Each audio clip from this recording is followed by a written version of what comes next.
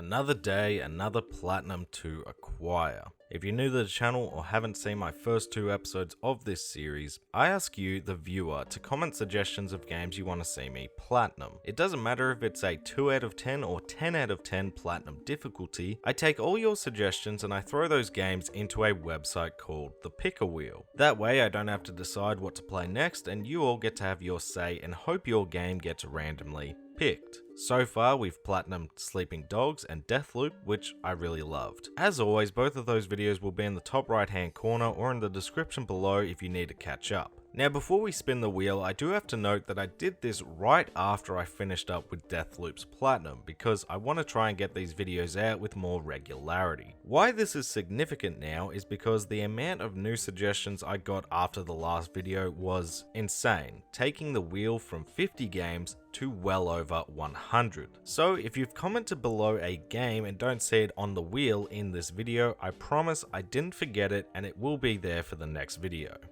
But as always, make sure if you do want to keep seeing more videos like this in the future, be sure to leave the video a like, comment below some more platinum suggestions, subscribe so you don't miss out on future videos, and let's spin that wheel to see what we get this time.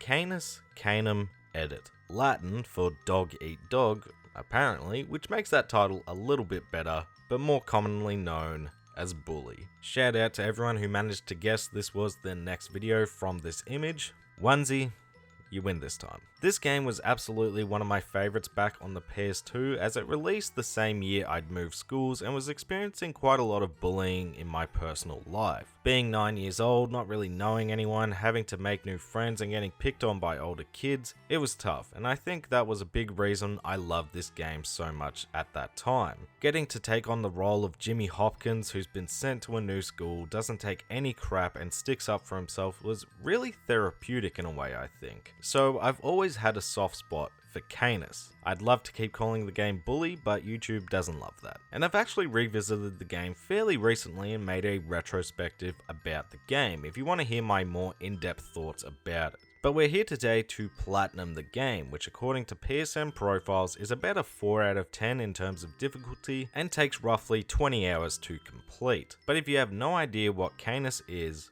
it's Grand Theft Auto in a school setting. Instead of guns, you have slingshots. Instead of cars, you have bikes and skateboards. Bare bones description, but if you're watching this without playing the game for yourself, it's all you really need to know. So with everyone caught up, let's get this platinum.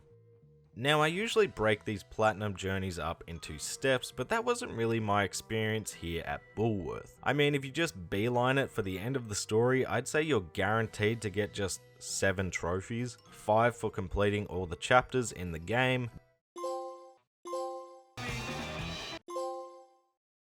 one for gaining 100 respect from 2 groups at the same time, and 1 for knocking out 200 opponents.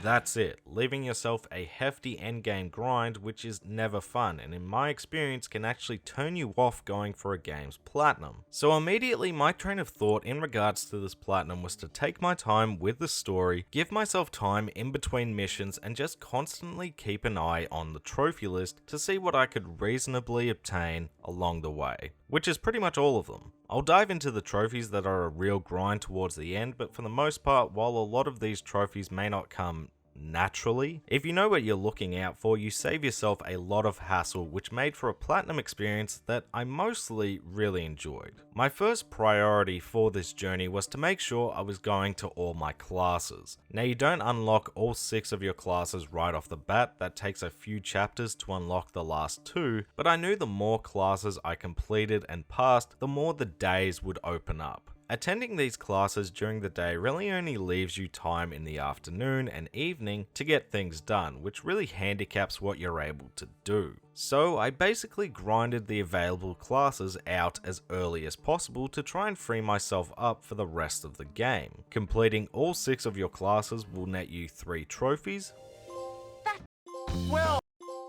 with that final one coming a bit later in my journey, but I'll add it to the tally now for consistency. While I was basically wasting the days away just going to and from class, I made sure to grab some quick and easy trophies in my free time, such as tripping 25 people over with marbles, spending 5 hours out after curfew, which I paired with kicking a soccer ball 100 times to keep myself occupied, getting 25 kisses, taunting 100 people, You're stupid and ugly. picking 50 flowers, hit 50 people with stink bombs, and gave 50 people good old-fashioned wedgies. I found these trophies came quite naturally in this step, if you will, because again, you really don't have a lot of time to go anywhere or do too much else, and so messing with other students, staying out late, and getting some female affection is really easy to focus your attention on. After this, I started making my way through the story more regularly because I'd really done about all I could within the walls of just the school. I needed the open world to, well, open up, and once it did, that's when I started to pile on the trophies. So I went down to the carnival to break 300 bottles at the shooting gallery, which took me about a day of in-game time of just playing this game. Bought 100 sodas while I was there. 8 cubes of sugar. Completed all the carnival go-kart races. You tried. Egged 25 cars. Hijacked 20 bicycles. Sorry, but I need. Obtained over $1,000 in pocket change, performed 200 wheelies on the bike, which I just got from constantly performing wheelies on my way to missions and areas, completed 10, 20, and 30 errand missions throughout the course of the game, mowed the lawn 10 times. It's no lawn mowing simulator, but at least it only takes about a minute per lawn. Another good deed. Achieved the high score on Consumo, Nutshots, and Monkey Fling. Consumo and Monkey Fling are pretty easy, Nutshots being the toughest one if you don't utilize the invincibility glitch, but it's not too bad without it. It's just a lot of points to get and a pain to restart if you get close. And finally completed all the go-kart street races. Was there ever? That was all the trophies I got while making my way through the story. 31 out of 38, which isn't too bad. Obviously, you do need to be actively going for some of these, they don't just come naturally, but by the time I was watching the credits, I was really in love with this platinum journey so far and excited to smash out the remaining trophies and get this platinum done and dusted. Unfortunately for me, I had no idea how much of a grind these last remaining trophies would be. They're honestly a pain in the ass to obtain. I'll start with the one I obtained rather quickly after beating the game, which was Kleptomania, for acquiring all room trophies. There are 36 room trophies to obtain, 23 of which are just from beating certain story missions, 4 more for completing certain classes. The rest are pretty simple to acquire, like beating all the dodgeball encounters, reaching the final paper route, the carnival go-kart races, and buying 2 posters from the carnival. The remaining 4 challenges aren't necessarily difficult, but they are a bit more out of the way. 3 of these are for breaking all the pumpkins, tombstones, and gnomes. The pumpkins and tombstones you can break during Halloween, or just wait and they'll all appear in one location during certain missions, such as the pumpkins in the basement and the tombstones in the warehouse. The gnomes aren't too bad to track down, but some are a bit out of the way. And the final trophy is for completing all the BMX races, which isn't difficult in terms of gameplay, but destroys your thumb from constantly spamming X, an issue I'll touch more on very soon. But this really is a simpler 100% trophy. You don't need all the collectibles or to finish every mission. It's not too bad if you're aware of the requirements as you play the story. The rest of the trophies, however, I just am not a fan of. They're a huge grind. Even for someone who took their time with the story, I had to spend hours and hours just doing mindless crap. Amassing 160,000 trouble points was probably the most involved I felt of all these trophies, and that's not saying much. I had about 100,000 points after the story, so I needed to grind the other 60,000. The quickest way I found to do this was to hop in this tree near the hotel and shoot your slingshot at adults over and over and over again, getting down to go to bed before you pass out and get robbed. It was brain numbing to say the least, but I did finally get it after 3 or 4 in-game days of doing this non-stop.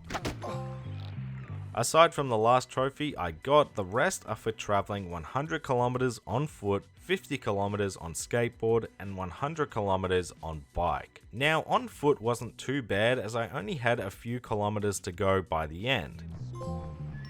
And to get the skating one finished, you just need to grab onto a nearby car and let them drive you around until the trophy pops. That was fine. It's not my favorite type of trophy, but it didn't physically hurt me to accomplish. Riding the bike for 100 kilometers was a nightmare on the other hand, as even after I completed every BMX race and rode around a fair bit during the game, I needed to get a further 70 kilometers, which I wanted to get quicker rather than wasting more and more time on these traveling trophies. So to do that, I was constantly pressing the X button to ride around the map quicker and get those kilometers up, and my thumbs were literally throbbing numerous times throughout this process. Did I need to spam X to get the trophy? I guess not, but given riding around the entire map netted me a measly 5 to 7 kilometers each time, I just wanted to get this over with. These last few trophies seriously drained me. It probably took me 3 or 4 hours to get the remaining trophies, but it honestly felt like an eternity, which leads me to the final trophy, buying 250 items of clothing. Not a difficult trophy, but one that after all my time spent in the game, I was short a good $700, and at this point I was just over the game. How over it? Well, instead of grinding out jobs over and over again to make up the money, I went out, bought another PS5 controller just so I could enter the infinite money cheat code and be done with this. I bought the clothes I'll never wear, and my time with Bully came to an end.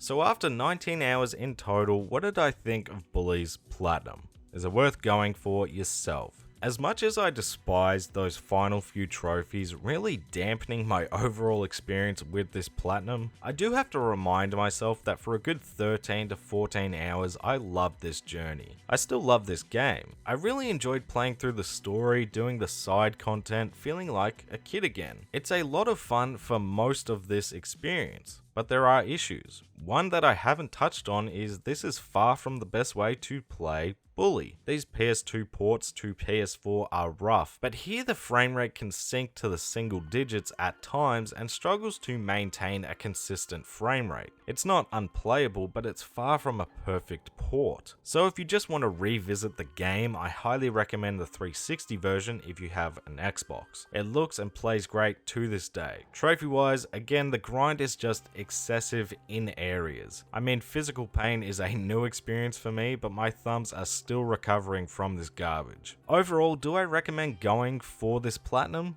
It's tough. I really want to say no because of, well, obvious reasons. But by that point, you do only have a few trophies left. It's sort of like, alright, just suffer through, you're almost there. It's not a difficult journey or even that long. I mean, no 100% trophy is huge, but it still feels long. It begins to feel drawn out, which I'm not a fan of, and I love this game. I just don't know if I fully recommend going for this platinum yourself. Thank you all so much for watching the video. Make sure if you did enjoy the video to leave it a like because it helps let me know that you enjoyed yourself. Comment below some more platinum suggestions. Let's keep this series going. Shout out to the channel members Infamous Sir Hellfire, featuring Gagiano, Christian Vargag, Cloud Connection, Chronotoko, Crumb Sparky, Driftum, and Cancelo for that extra level of support. I truly do appreciate it. If you're new to the channel, make sure to subscribe. Go give my socials a follow if you fancy @MayorHairBear, and I'll catch you all in the next video.